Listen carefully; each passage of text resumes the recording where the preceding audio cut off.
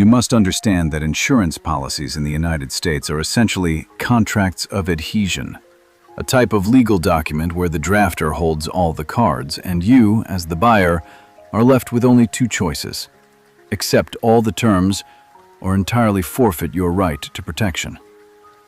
They draft massive contracts spanning 50 or 100 pages, riddled with highly complex legal jargon, and cleverly hidden within them are exclusion clauses, sections where they explicitly define the exact scenarios in which they will never pay out a single penny to you.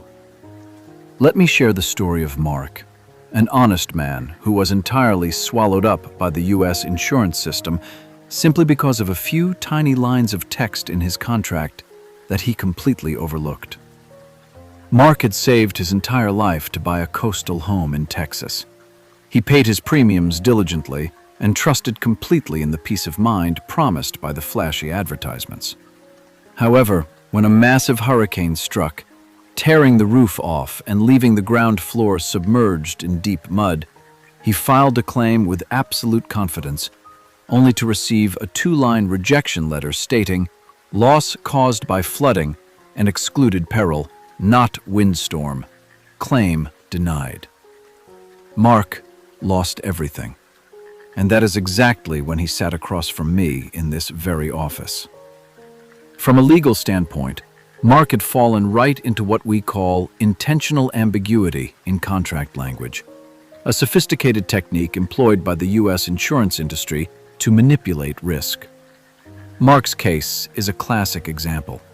While the hurricane brought both wind and water simultaneously, the insurance company utilized a team of elite attorneys to artificially separate the two concepts, arguing that while the wind may have damaged the roof, the water was what ultimately destroyed the foundation, and because flood damage fell squarely under the exclusions, they had the absolute legal right to wash their hands of the matter.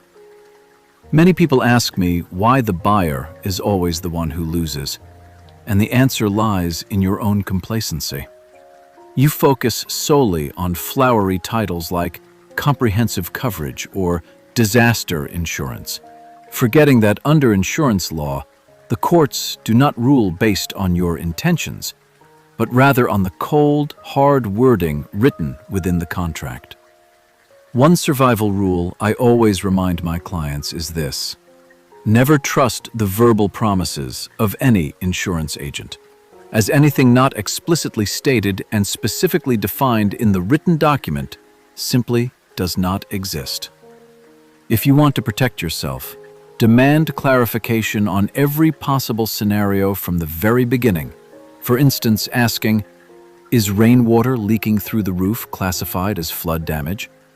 And if they refuse to answer, take your business elsewhere. More importantly, always retain an independent public adjuster of your own the moment a disaster strikes, rather than relying solely on the insurance company's adjuster.